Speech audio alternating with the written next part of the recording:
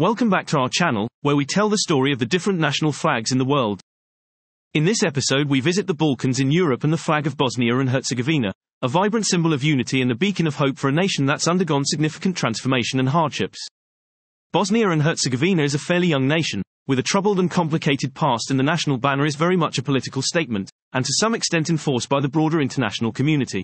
National flags quickly become some of the most recognized symbols in the world, but it's worth noting that very few are a result of a public debate or referendum. Usually there are rather few people involved in the final decision. So many of the most recognized symbols in the world could easily have looked completely different. While we tell you more about the troubled history of the country, you will see some of the many design proposals that was made, before the decision was made to use the current version.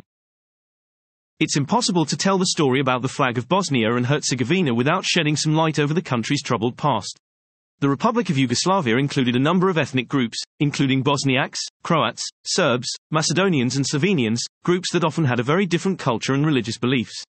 Yugoslavia was indeed a melting pot in Europe, and for a long time it served as a good example of how different ethnic groups could coexist in peace and seemingly harmony within the borders of a country. The political and military leader Josip Broz Tito had an influential role as a father figure of Yugoslavia. His death in 1980 had significant repercussions on the transformation of Europe in the years that followed. Tito's rise to power began during World War II when he led the Yugoslav Partisans, a communist resistance movement, against the Axis powers and the occupying Nazi forces. By successfully liberating Yugoslavia and establishing a socialist federal republic after the war, Tito emerged as a charismatic and strong-willed leader who managed to unite the diverse ethnic and national groups within Yugoslavia. Under Tito's leadership, Yugoslavia pursued a unique brand of socialism that aimed to balance between the Soviet Union and the Western capitalist powers.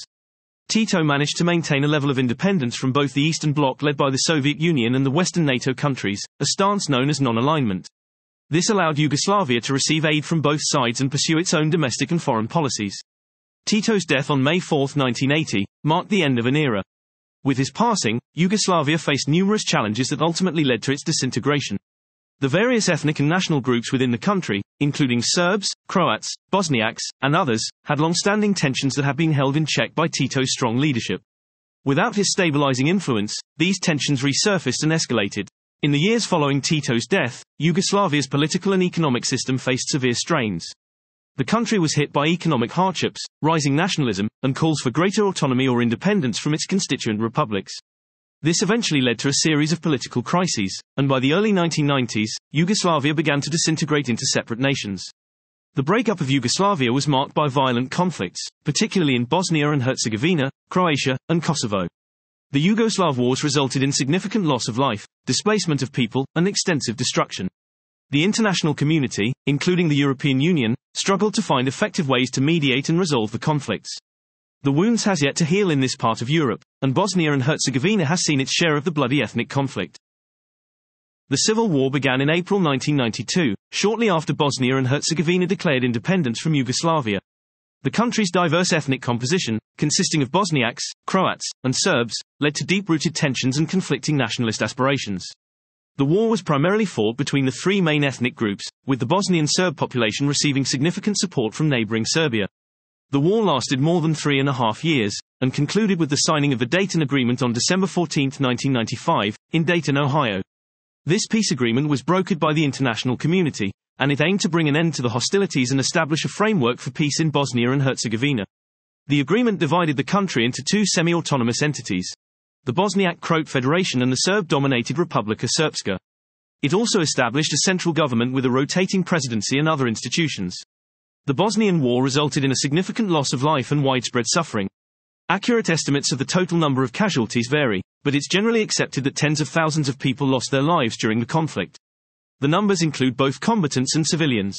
So, there you have the broad lines of the backstory of which the flag was to be made. The current version of the flag was adopted in 1998, replacing a flag from 1992 that was exclusively linked with the Bosniak population, the largest ethnic group within the country. As you'll see, this flag from 1992 showcased the same three colors as the current flag: white, yellow and dark blue. These are colors that dates back to medieval times in the region, first used in the coat of arms of a medieval king. It also included the Bosnian fleur-de-lis on the coat of arms. When a majority voted for independence for Bosnia and Herzegovina in the referendum in 1992, this flag was adopted, as it was a symbol of the country becoming an independent nation once again, after centuries under the rule of the Ottoman Empire and the Austro-Hungarian Empire, and as a part of the Yugoslav Republic. As you might expect, the other large ethnic groups in the country, the Croats and Serbs, would not accept a flag that they felt excluded them. To keep the fragile peace in the country, there would be no chance this flag would remain the future flag. Internal tension within the borders of the country made it virtually impossible to agree upon a common design for the different ethnic groups. As a consequence, the international community stepped in to help. It's worth noting that the creator of the flag is in fact not Bosnian at all. It's credited to the Spanish diplomat Carlos Westendorp, chosen by the United Nations after local parties couldn't decide on a satisfactory design. This makes the national banner one of very few that has been designed by a third party. The country's earlier flag was directly tied to the Bosnian independence movement and had strong associations with the Bosniak-dominated Republic of Bosnia and Herzegovina. The need for a more inclusive symbol arose in the post-war period, paving the way for the current flag, which puts broad emphasis on unity among all ethnicities in the country. The flag is a blue field with a yellow triangle and 9 white 5-pointed stars, of which 7 stars are full and the last 2 are only half. As we have seen earlier in the video, the colors white, yellow and dark blue are colors that dates back centuries and hold cultural and historical significance. The colors have also been filled with new, modern meaning that is open for interpretation. The blue color is often associated with the sky and the ideal of freedom. It is also interpreted as a symbol of peace, stability, and aspiration, as well as sharing some notable similarities with the flag of the European Union, representing that the country is a part of the broader European community. The yellow triangle represents roughly the shape of the country. The yellow color can be seen as a representation of the country's natural resources and potential for prosperity. The color is also often associated with the sun, symbolizing hope and a brighter future.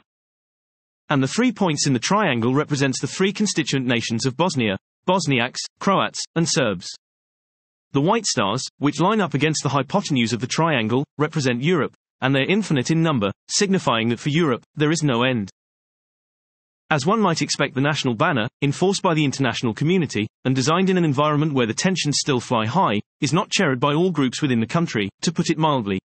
In particular, you won't find many blue, yellow and white Bosnian flags waving in the Serb part of the country, in what is referred to as the Republika Srpska. In cities like Banja Luka, you're most likely to find the Republika Srpska flag or the Serbian flag waving from the rooftops and flagpoles. For an untrained eye, the 2 flags are identical, but after closer inspection you'll see both the ratio and the color shades differ slightly. We hope you have enjoyed the video and will join us again later, when we will explore the flag of the African nation of Botswana.